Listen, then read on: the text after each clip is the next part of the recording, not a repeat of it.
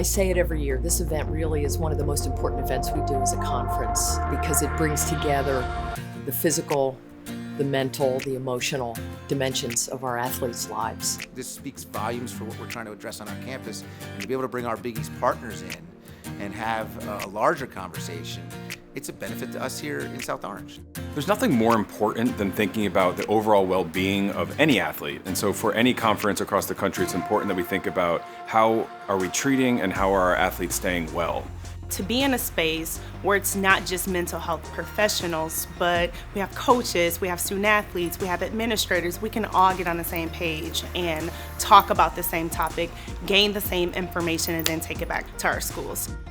You know, even if we're all competing with one another in our various sports, we are all really similar and we're all facing very similar challenges, whether that be in athletics or through our own schools.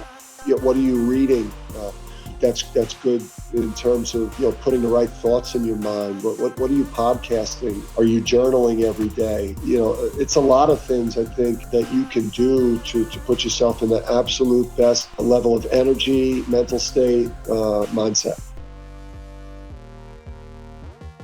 I think that talking about mental health is always a scary thing to do, but anytime that you first start talking about your mental health, I always say to start at the most surface level thing, that you're struggling with a math test or whatever it is, and that once you just get that one layer off your chest, it does make it easier over time to share more as you're met with acceptance and love and resources and support on the other side.